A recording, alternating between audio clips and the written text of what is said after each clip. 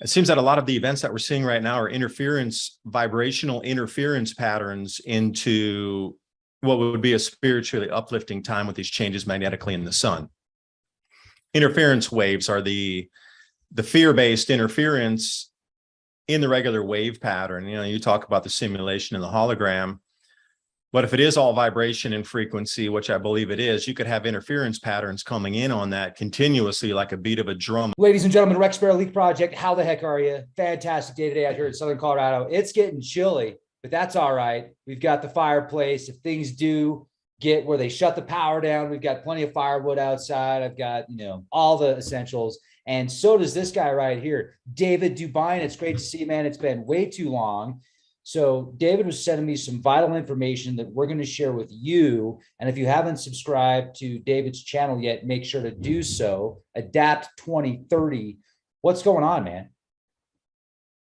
Well, I think we're all seeing it around the planet. In motion is the liquidation of our planet and the present way of life. So now start to put all these together as like variable A, variable C, do your own algorithm and start plugging in variables on that. Minus 50% for all of the major grain producers in the Southern Hemisphere. Take out the fertilizers, cut off the shipping routes, reduce Europe's grain, reduce America's grain. Canada's a basket case, reduce its grain also. And once you start to get the wider picture, they're going to have to start rationing food on the planet. But how do you bring it in and then get everybody onto a digital system to be able to show a digital rationing card? You're going to have to bring in central bank digital currencies, which means the economy would need to collapse in order to bring everybody into the digital, to have the apps on the phone so everybody would have it and be able to interact in society with it, because it would be two birds, one stone on that. And I know you've talked about central bank digital currencies. I know you have. So where do you think we sit on the CBDCs in the introduction? And how much would the economy need to collapse, Rex, before people would accept CBDCs as an order to transact to be able to get something better than nothing? My family's starving. What would you do? That's a great question. It's going to be subjective. Some people that have the means to take care of themselves will hold off for maybe years, but it would eventually probably lead back to that system unless you figure out a way to start a new religion or join the Amish or move somewhere that didn't have that type of civilization. You could be Survivor Man or Survivor Woman. That's how it's going to have to be if it gets to that point, unless there are alternatives. So if we're going to have a new digital currency system, will there be other digital currencies or cryptocurrencies that can compete? Will there be a way to, there's always going to be solid. I think there's always going to be some type of solid cash, but even today, most people don't use solid cash, right? Like, how much cash do you typically spend in reality compared to the rest of the money that you're spending? And overall, how much of that is cash? And then if you consider the patents that hasn't been talked about in a while, but it did get a lot of publicity when it first came out because of the number on it, 0606. I remember that Microsoft, right? Yeah, A1, and it's WO 060606A1, and it wasn't a patent for, it's not a patent for a new television or a new pair of headphones or a new electrical system for a car. No, it's an electrical digital currency connected to a user that will have to have some form of medium that can still be added to or changed. It's not a one size fits all, a multitude of ways to interact with the user for that digital currency, and that person gets paid, or it has a way to read your thoughts somehow with body language or body temperature, or just the way that your body interacts, or what, your heartbeat, stuff like that. If it picks up on those things and it can link it to you not thinking the way you're supposed to, well, then it could dock your pay in the digital currency system or not pay you. It'd be like the Pavlov dog experiments. Is that were there Pavlov? You're making me salivate right now. Yeah. I mean, I am too, geez, I want to control the world through the digital currency, and I want to read everybody's mind. And if I'm going to dock their money, that would be the ultimate control. Talk about keep them fed, keep the, oh, sure. Yeah. You know what? Because you're a part of this system, we could tell you care about society. We could tell you want to make a change. We could tell you want to make a difference. And you don't want to go back to that old society where people were hurting and people couldn't feed themselves, because you want to see everybody fed. You want to see everybody taken care of. So you join this digital currency, you put that chip in your hand, and you're a part of this system now. And we're going to give you a digital currency every month just because you decided to do that, to be a part of this digital new world order. Thank you so much. Credits in your name. Just continue to think the way you are, and you'll continue to be given credits. What number letter is W in the alphabet? It's like 23? 20. Well, is there 27 letters in the alphabet? Is there 27 in the alphabet? Is that right? 26? Let me double check. Yeah, W, because it'd be W, X, Y, Z. So -3 off of 26 would be 23. So even the W is one of those weird numbers of a 23. Dude, I love that number. Does that mean I love the devil? Oh, number 33, my friend. It should be 0303 will be the next patent. See, I have 10 fingers. I could put a digital chip under every one. I got 10 chances and I got 2 arms. So I can just keep. I gotta type this in. How many letters in the alphabet? We've got 26 letters. Okay. Yeah, what's W as? 23, bro. Nice. That's in the patent along with 666 and 23. Come on, that was stamp of approval. Stamp of approval. Come on, they're masking the numbers. It's all in the numbers. It's all in the numbers. Well, WO stands for world order also. Well, it could be W0 like 23 as in 0. I think in this case it's WO just because it's a world patent. It's under the World Patent Organization. So the WO itself would stand for world order. But the 23 is a fascinating number in and of itself. I wonder why there is, I want to study the ancient numerology and the Masonic thoughts of the number 23. Let's take a step back. This is, in my mind, okay. I'm thinking if in this live action role play here, if I was Dr. Evil and I wanted to usurp control of the people and dominate the world, I would clearly want everybody to be connected to a digital currency that I would have access to, that I could change and manipulate. But I would also want to control the food supply. I would want to control the water supply. I'd want to control the energy supply, the media. I'd want to control the communications. But if you control the food, that's clearly, people can put aside the internet if that's what they have to do to eat. That they got to eat. So some people, not everybody. So I'm thinking if there's a point now where they're getting really smart and they know how to change the weather to a certain extent, or they know about the weather changing because of the sun, combined with what they can do with the climate conditioning, then they could also purchase large farms and butcheries, etc., livestock, cattle, get into the farming industry and just usurp it up. And then anybody outside of that would be considered competition. And when you have these corporations that have more money than a lot of nations and seems like a lot more power than a lot of nations, then it's like monopoly. You're taking more control. You're usurping control. If they know about a cataclysm that's going to take place where people aren't going to be able to get food, but they want them to stay fed, wouldn't they do the opposite? Wouldn't they do everything they could to make as much fertilizer and food as possible while they could, until things get so bad that they just can't do it anymore? Does that make sense? It does. I'll answer that in a second, but you forgot one integral. I think it's the most important thing that's forgotten here. They're trying to control your access to God and your divinity. Food and water and energy and that sort of thing, and controlling that, but to control access to God itself.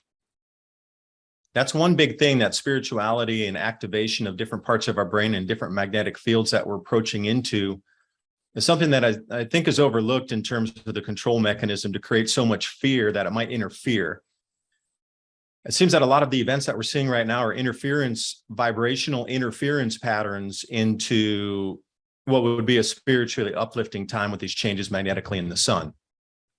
Interference waves are the fear-based interference in the regular wave pattern. You know, you talk about the simulation and the hologram, but if it is all vibration and frequency, which I believe it is, you could have interference patterns coming in on that continuously, like a beat of a drum, another reverberating fear base and whatnot that comes in, whatever vibration that would interfere. So maybe one day you're spiritually uplifted, you're vibrating, you feel your heart chakras opening, you something KP index is 6 and you're feeling, you know, the electromagnetic effects from the sun, you're walking out barefoot, and then something comes on the news, another global event, a possible nuclear, a possible this, and then that interference wave, bam, smashes that down. So the wild card is the uplifted spirituality and awakening of the human spirit, looking through the veil and seeing and the construct of reality itself in a different form and fashion during this time, perceiving the world around differently, because magnetically different parts of the lobes of your brain are interfacing with your senses. I think that is the biggest wild card, and by starving people, wars, etc. But the way that people, if you're going to control them, again, I'll come back. Are we being gaslit? Because, you know, if you take away the food, the centralized systems are going to fail anyway. You're going to have to plan your life for the centralized systems not working as functionally as they did before, or at least going to zero until things restructure. And who knows what happens with the planetary changes? Are we coming into, what kind of extremes are we going to experience? So again, would you come back and you tell the populace that, or would you just kick them out all on the street, put everybody on the same playing field, and whoever comes up with the best solutions lives? You're all on your own. There's no more delivery systems. You have to figure it out yourself. We're going to take away all the meat and all the water, and you're going to have to figure it out yourself. And good luck. If you do, you're going to live. Like medicines, for example. I know that people are going, what's he got on here? And if you allow me to interject for a second. So we have willow trees in the back and willow aspirin, right? So this is just simply vodka. Let me see if I can bring it in here. Okay, so notice the color difference in this. Has a nice light golden color. And then this one is a little more on the green tinge. This one that's in the smaller willow bark here, this one is from the stems of the willow bark. So I have a creek out there, and these things grow like weeds anyway. And you can make willow leaf tea as well for aspirin type of, you know, alleviation if you have a sore throat or something. This is just more for general pain relief. It is 100 proof vodka, and this one is Everclear. So all I'm doing is using alcohol to extract the constituents out of this. The willow stem is not nearly as strong as the willow bark. The problem is when you're going to start ripping bark off of a tree, you're going to kill that tree. But we have so many willow trees out here, they're actually a nuisance. You need to cut them down every single year. You need to rip them down. They grow so fast. Those things grow 6-8 foot a year. We had on the creek bed back there, I chainsawed down 5 or 6 of them last year because we wanted to clear. Our mower broke, so we never got back to clearing that. And then it started overgrowing. We're like, all right, we'll just bush hog it. I got a guy coming by next week. We'll just bush hog it. Those stumps where we clean cut down to the ground have grown up, not big trunk size, but they came up with all these shoots coming out, and they're taller than I am. They're, you know, 7 foot tall.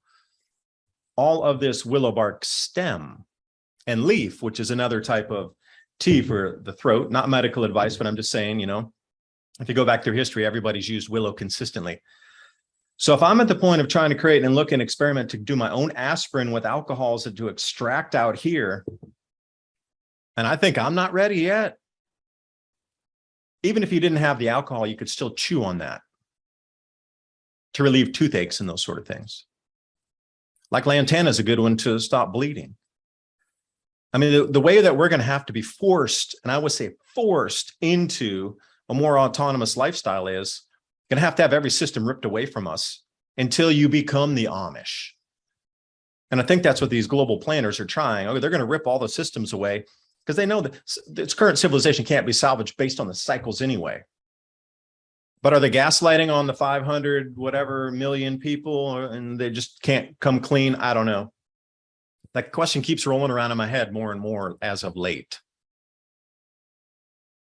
Well, you know, it's interesting because if you study hermetics, if you study mysticism and you research demons and spirits and egregores and thought forms, etc., they will oftentimes look for a host that's at a low vibration to connect to, and then they'll feed off that host and live off of that host. And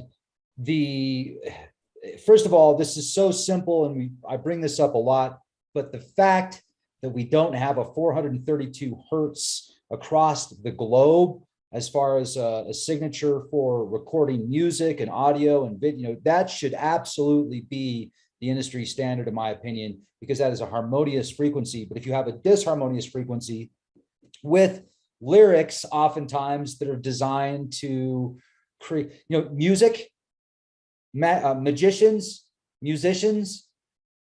are magicians. And why do you think that musicians used to be, especially 20, 30, 40, 50, 60 years ago, were like, there were alphabet agencies that wanted them to be kind of under their thumb, and certain songs and backtracking, all that kind of stuff, because so many people, you didn't have the internet to go out and watch videos and on YouTube and do the research on thousands of different websites. And you had, oh man, I'm waiting for that next album to come out.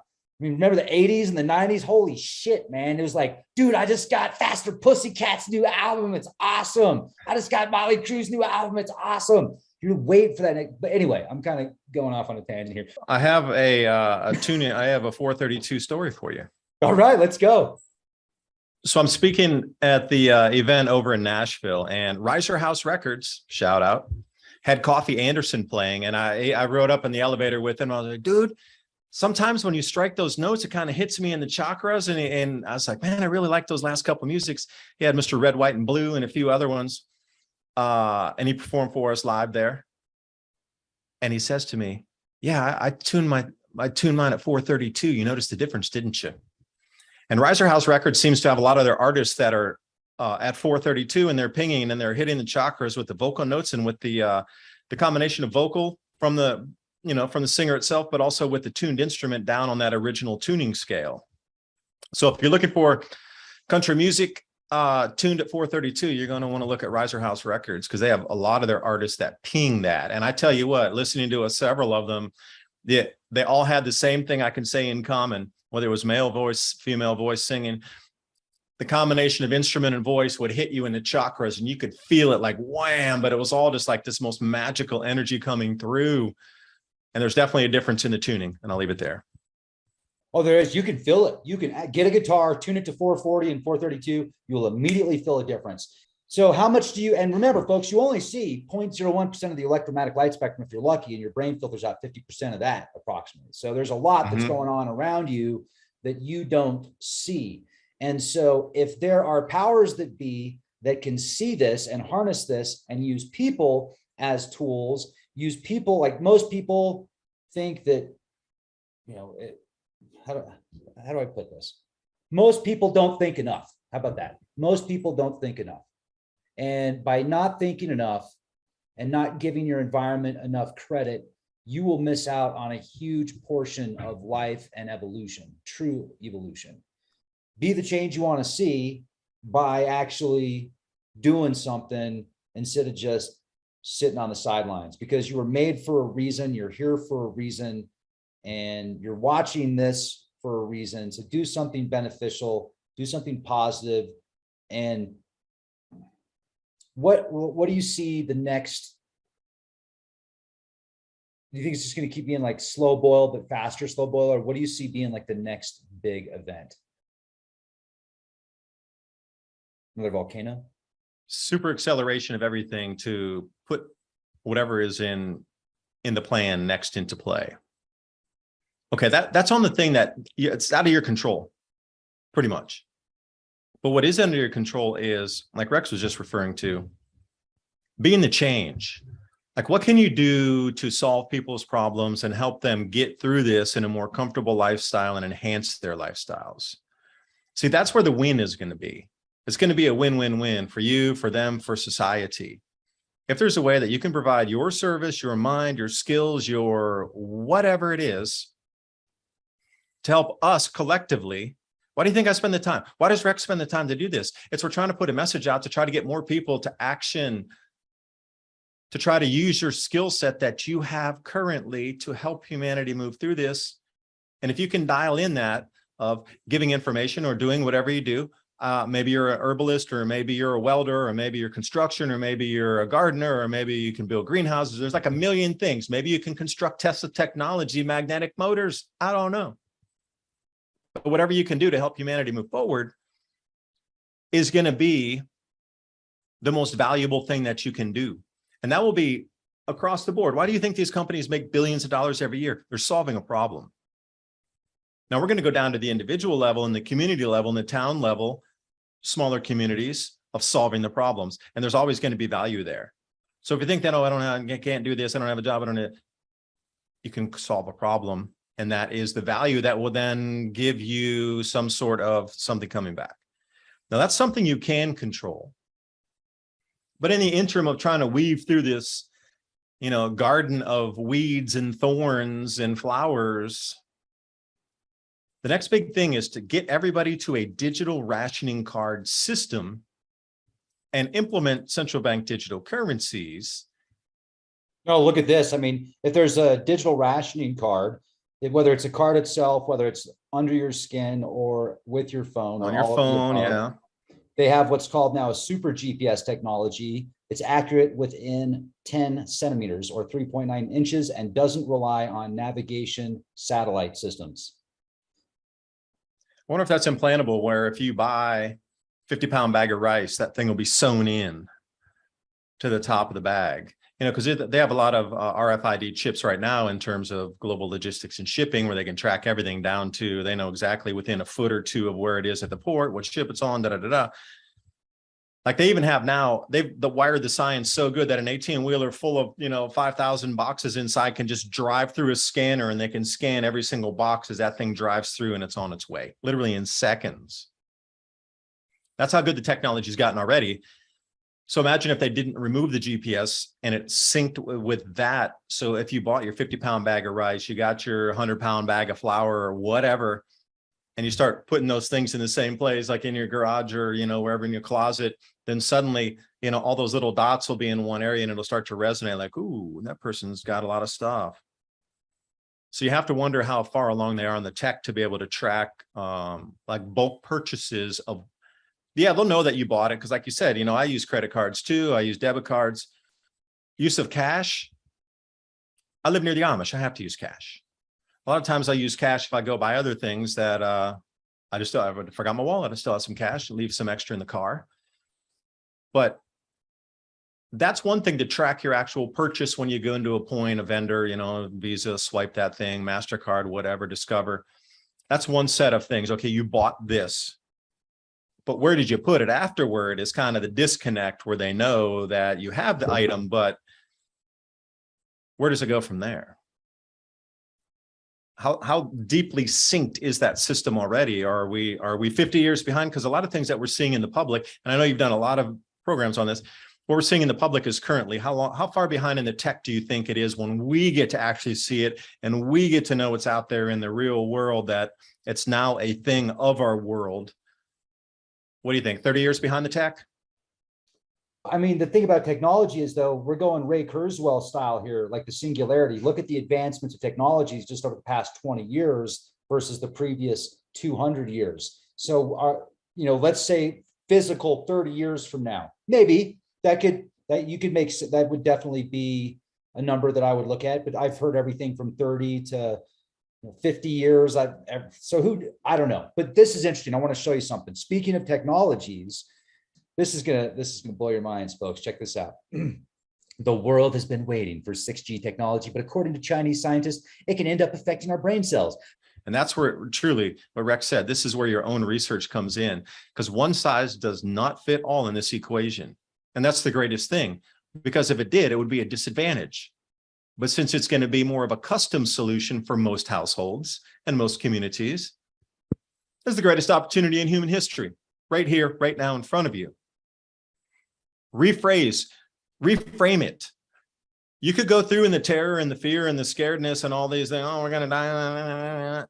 Or you can come at it in this way. I'm looking at it. It is the greatest opportunity in human history. And if you're able to help somebody solve a problem, you're going to be at the arrow tip of the forefront moving through these changes. So be the change you want to be. I think I'm copying Rex's words on that. You took the words out of my mouth, dude. So I'll tell everybody else, keep being the change you want to see.